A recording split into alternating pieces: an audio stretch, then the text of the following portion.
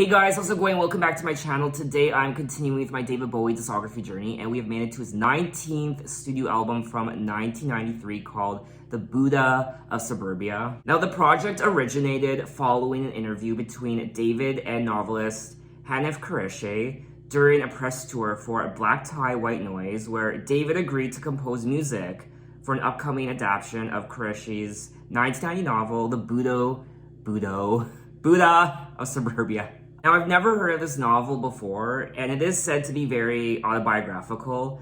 It is about Karim, a mixed-race teenager who's desperate to escape suburban South London and to have new experiences in London in the 1970s. Just like so many of David's other albums, I'm very much intrigued by this album.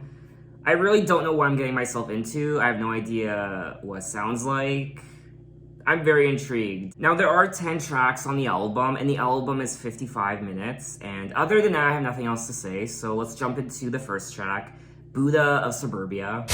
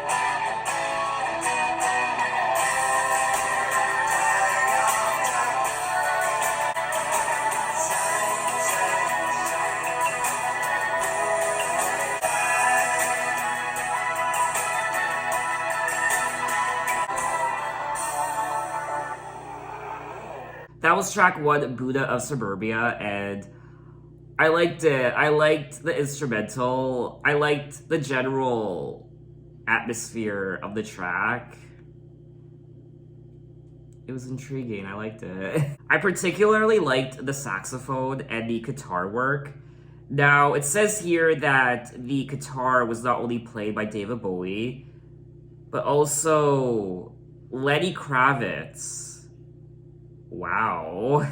What's also interesting about this track is it reminds me of the old David Bowie aesthetically, but also there's something fresh and new about it. And I think that's something I said, from what I recall, in my Black Tie, White Noise video, how it sounded like old David, but there was also something fresh and modern about it at the same time. Living in Lies by the Railway line, pushing the hair from my eyes, Elvis is English and climbs the hills, can't tell the bullshit from the lies, screaming along in South London, vicious but ready to learn, sometimes I fear that the whole world is queer. Would that really be a bad thing? And sometimes, but always invade, so I'll wait until we're sane. Wait until we're blessed and all the same. Down on my knees in suburbia, down on myself in every way. Day after day after. Yeah. Ooh, so it looks like this track caused a little bit of controversy. The song caused minor controversies on both sides of the Atlantic, with Radio 1 making an airplay edit to cover up the word bullshit in the lyric, and US networks re-edited the video to remove shots where David was smoking a cigarette. That's it. Even though I really don't know what he's singing about in the song lyrically, this is still a track I enjoyed listening to, and I would listen to it again. I found it quite interesting. So let's move on to track 2, Sex and the Church.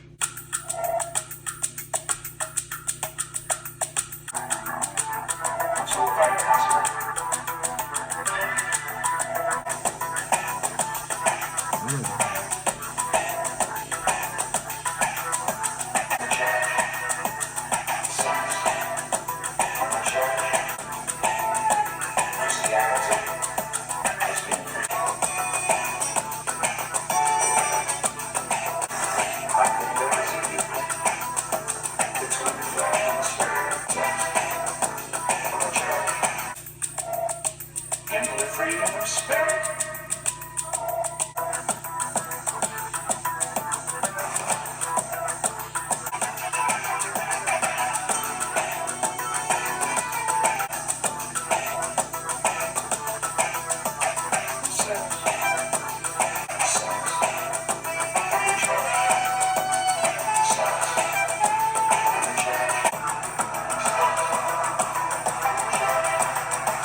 Sex. Sex.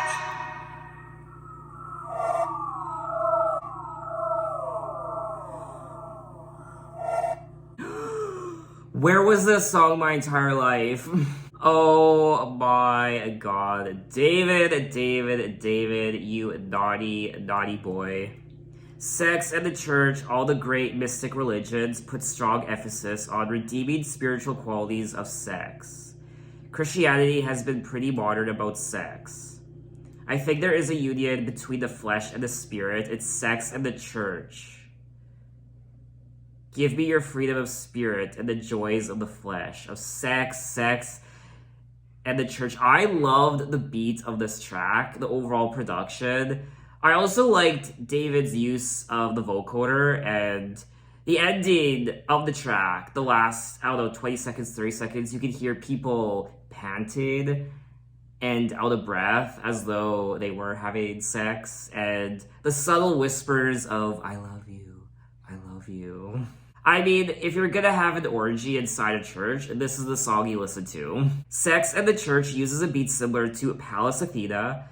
Yes, from Black Tie White Noise. That's another track I quite enjoyed from his prior album, Black Tie White Noise. Palace Athena. The two themes present throughout the novel, sexuality and spirituality, combine to form the theme of sex and the church. I loved this track. Whoa. I would definitely listen to it again, and I had a great time. So let's move on to track 3, South Horizon.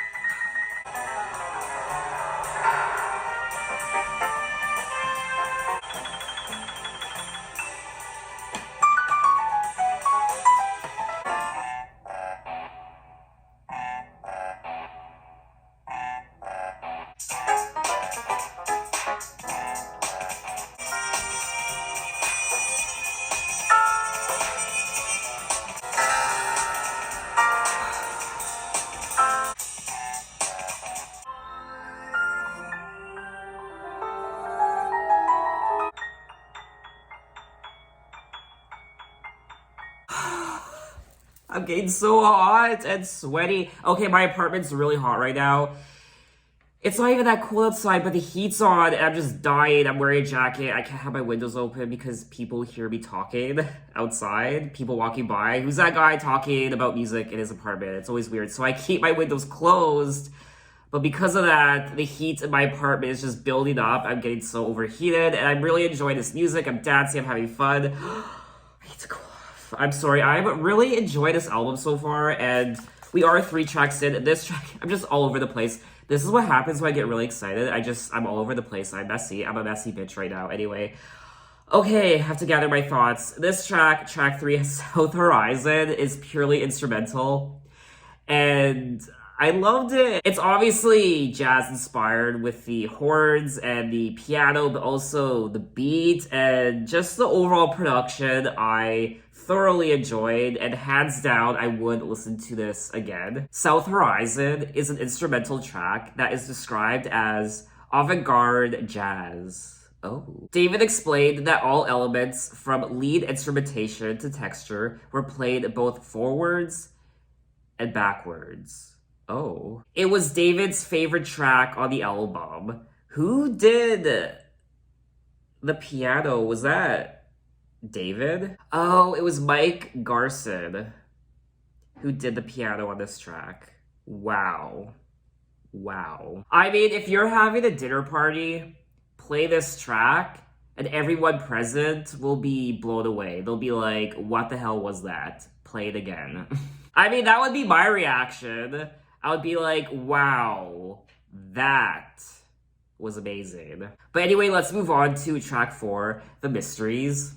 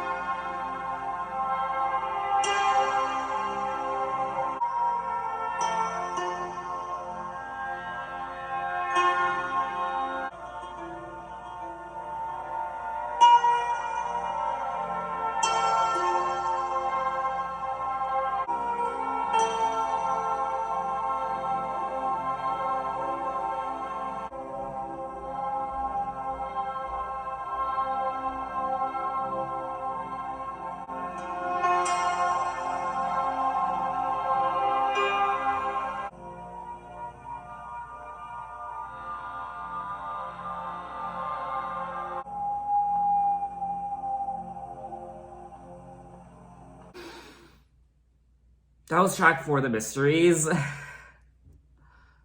I mean, this is why I do what I do on YouTube. This is why I explore so many new artists on my channel, so many new albums. Artists and albums I've never listened to before, artists and genres I typically have never listened to before. This is why I do that, to discover music like this. If it wasn't for my YouTube channel, I would never have discovered this album or David Bowie's music in general, and I am in love. I felt like I was floating up to heaven when I was listening to this song. And if that's not one of the biggest compliments I can give a song, I don't know what is. I mean, this is the type of song you hear when you're dying and you see that white light and you hear a voice say, "Come hither. It's okay. Come with me." I'm just feeling so many emotions right now. And I just liked the overall ambience of the track, of course, and it's very therapeutic. The longest track on the album, The Mysteries, is an instrumental evocative of David's Berlin trilogy. Yes, of course, this track reminded me of the ambience of his Berlin trilogy, which I loved, especially the instrumental tracks from Heroes and Low, which I still listen to. And this is one of those tracks that everyone's gonna have their own interpretation of the song when they listen to it. So everyone's gonna have their own images. The images that form in someone's head will be very much individual to whomever listens to this track. So I told you that when I was listening to this track, I felt like I was being lifted up to heaven. But other people, they'll have different visuals in their head when they listen to the track, other than what I had. I personally think this album is some of David's best work since the 70s. But anyway, let's move on to track 5, Bleed Like a Crazed Dad.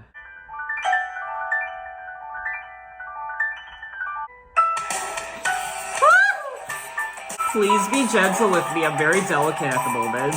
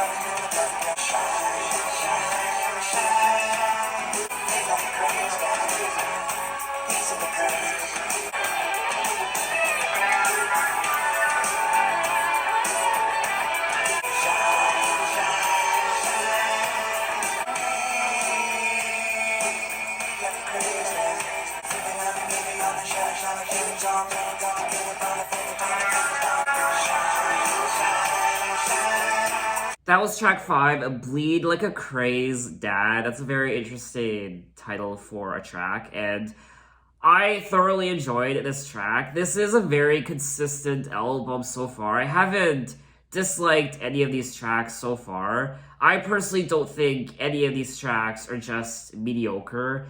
Very, very consistent, in my opinion. I enjoyed the overall production, of course, and the lyrics, I have no idea what he's singing about, obviously.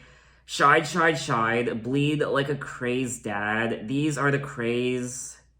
Seek for a leather journey. Never stop to think about Hollywood, King Kong, Domino on the side. David, I have no idea what the fuck you're saying, but I don't care because I love this track and I would listen to it again. What I would have given to just have spent a day in David Bowie's brain. Not a week, because I feel like if it was a week, I would have ended up in a psych ward after spending a week in David Bowie's head. So I think even a day might be too long. I think just an hour would suffice. This is honestly the greatest album I've ever listened to in my entire life. I'm obviously over-exaggerating. I'm just so excited right now.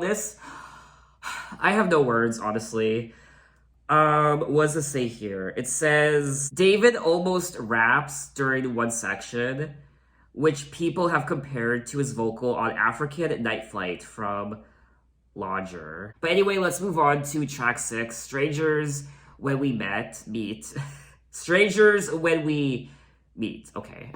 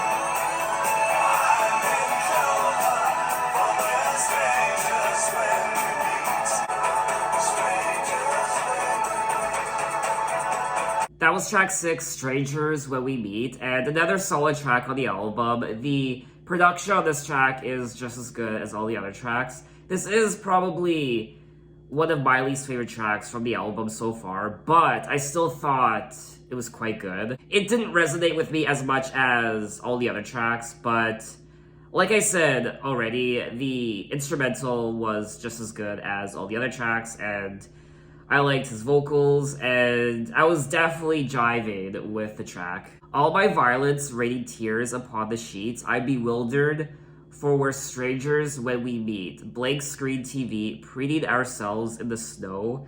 Forget my name, but I'm over you. Blended sunrise, and it's a dying world. Humming rain gold, we scavenge up our clothes. I'm so thankful that we're strangers when we meet. I'm in clover, for we're strangers when we meet. The song is described as one of the album's more conventional tracks, featuring impressionist lyrics about the beginning of a relationship. So let's move on to track 7, Dead Against It.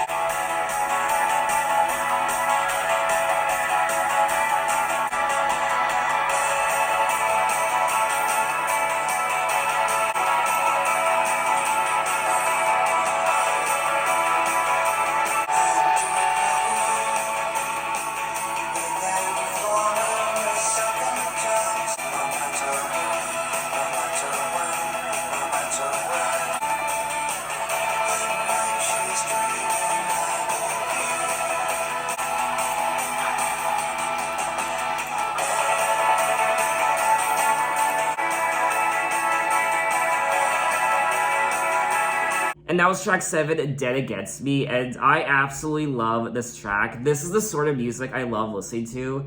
It reminds me of M83, electronic rock music, and it has that same vibe, which I love, and it's very epic, and I love dancing to it. I love the atmosphere of this sort of music. I like what it does to me, and to me, it was quite euphoric to listen to. It has that amazing ambience that just sucks you in and doesn't let go, and I don't know, maybe I'm overreacting to this track, but this is still one of my favorite tracks from the album. And when she's dreaming, I believe, and when she's reading, I retreat, can't believe her, telling me she's dead again, telling me she's dead, against it, and deep my wound, within for every second chance, it was thy tour. What? From deep within, despite the rain, my words are worn. She loves to talk into the phone. No matter who, no matter when, no matter where, no better than the faulty line. Telling me she's dead against it. Dead against it is evocative. I love that word, evocative. Of various New York new wave bands from the late 1970s. David considered re-recording the song during the sessions for Outside and Earthling, but the idea was scrapped.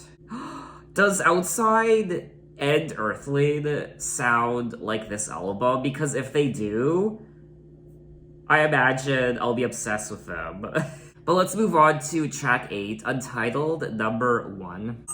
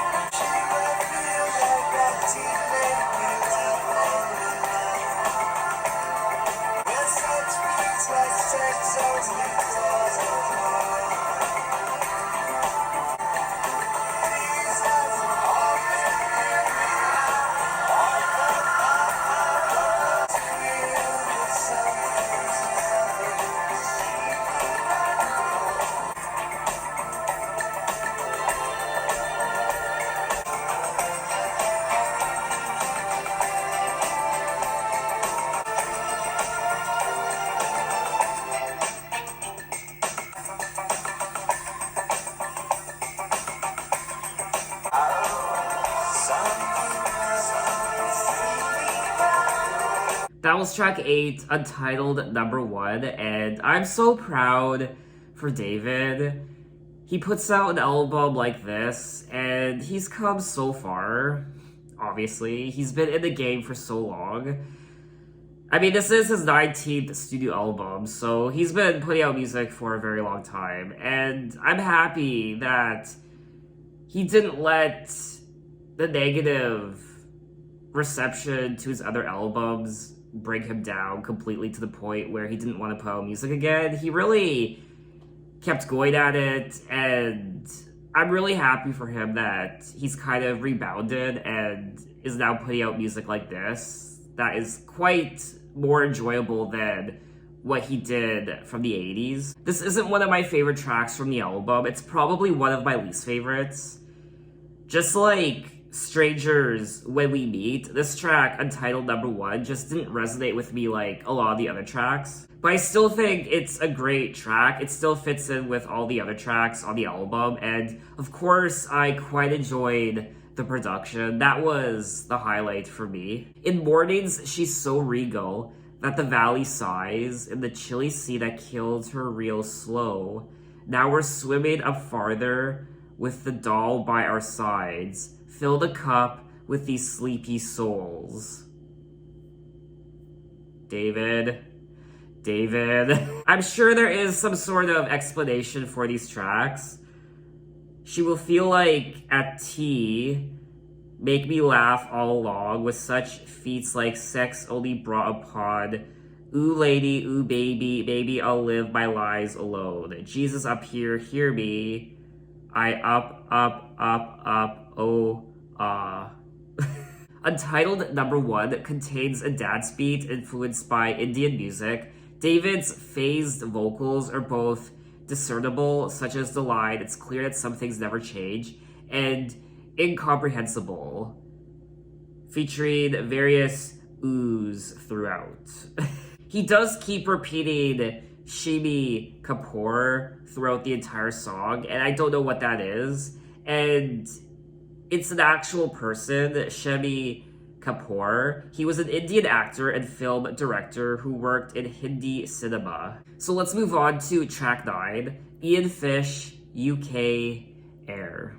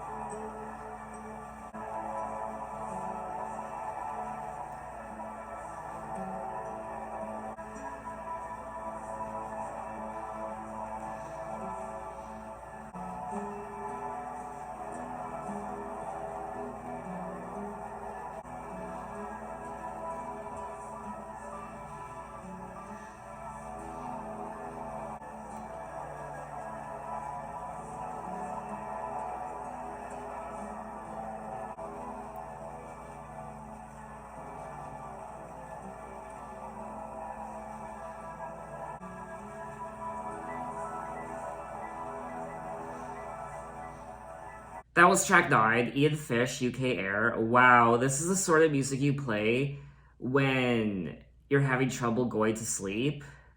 And I know that might sound bad. I don't mean this sort of music puts you to sleep because it's so boring, but it's very soothing and calming and very tranquil. And I imagine if you were just laid in your bed with the lights out and all you saw was darkness and this song was played, I imagine you'd be out just like that. There's something quite hypnotizing about it. It's very subtle and almost eerie in a way. Ian Fish, UK Air is an ambient piece reminiscent of the electronic work from Heroes. It contains gramophone static and a slowed and distorted version of the title track's melody. Oh, superfluous. God, I hate that word. It is the most quiet and subtle song on the album so far, and it's very, very pleasant to listen to. So we have made it to the end of the album at track 10, Buddha of Suburbia, featuring Lenny Kravitz. So I imagine this is the exact same song as track 1, Buddha of Suburbia.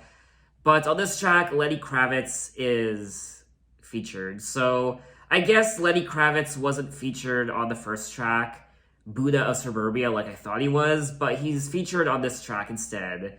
So let's check it out.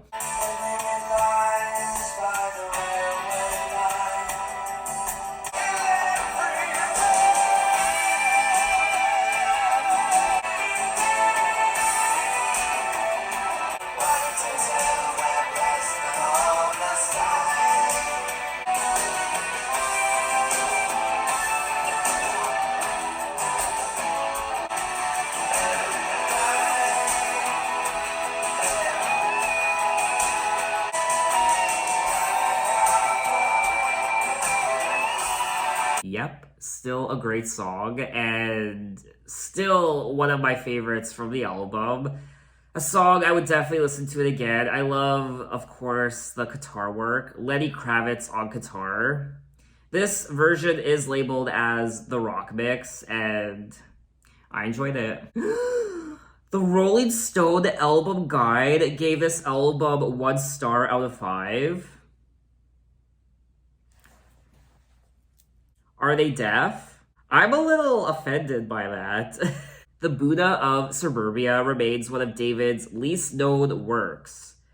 And that's so tragic to read. And it's sad because this is some of his best work since the 70s, alongside Black Tie, White Noise. Now, if I had to choose between listening to Black Tie, White Noise or Buddha of Suburbia for the rest of my life, if I had to choose between those two, I would choose this one, the Buddha of Suburbia. I know, I betrayed Black Tie, White Noise by saying that, but this album resonated more with me than Black Tie, White Noise did. I generally liked all the tracks on the album. There isn't a single bad track or mediocre track on this album, and it's very consistent production-wise. All the songs flow beautifully from one to the next. There are a couple tracks that didn't resonate with me like all the other tracks, but even those tracks, I would listen to them again. I just wouldn't listen to them as often as the tracks I really enjoyed. I generally love ambience music, and I like how this album was reminding me of his Berlin trilogy, and I like, obviously, the more electronic sound. I like the synths. I like the more traditional rock and roll as well. Just all of that combined creates a very pleasing listening experience. It's just a beautiful album to listen to. It really is. It's not jarring. It's not noisy. It doesn't make you wince like some of the production choices on a couple of his other albums, like Black Tie, White Noise and Tin Machine and even Never Let Me Down. I can now confidently say that David Bowie is back. He is back, and I'm so excited for what is to come on his next albums, like Outside and Earthly. Now, you guys have been hyping up Outside for quite a while. I wasn't crazy about the lyrics on this album, but you don't listen to the album like this for the lyrics. They are very much David Bowie-ish, I won't lie. Very cryptic and strange, but you listen to an album like this for the ambience and the production and the overall instrumental. I also enjoyed his vocals. His vocals were quite interesting as well. His use of the vocoder, and overall his vocals were very pleasant to listen to. Justice for Buddha of Suburbia. Hashtag Justice for Buddha of Suburbia by David Bowie. More people need to hear this album. One person called this album boring, uninteresting, and uninspired. Sir, I take offense to that. I mean, to each their own, I guess. I've said things about albums and songs that other people might have been offended with, so apples and oranges, I guess. Some people will like it, some people won't, so if people find this album boring and uninteresting, then to each their own, I guess, but I didn't think it was boring or uninteresting. So I think that's all I have to say on the Buddha of Suburbia, and I can't wait to listen to this album again. I will say I am curious about the BBC show now, the British 4-part television series based on the novel. I might check it out one day. But anyway, in my next David Bowie video, we will be moving on to 1995 when he released his 20th studio album called Outside. I'm so excited for this. I don't know what I'm getting myself into, but I'm hoping it's going to be a lot of fun. So what did you guys think of the Buddha of Suburbia, and what are your impressions of it? And thanks for watching, guys. You can find me on Twitter, you can find me on Instagram, you can message me, you can say, hey, how are you? And I'll see you next time. Take care.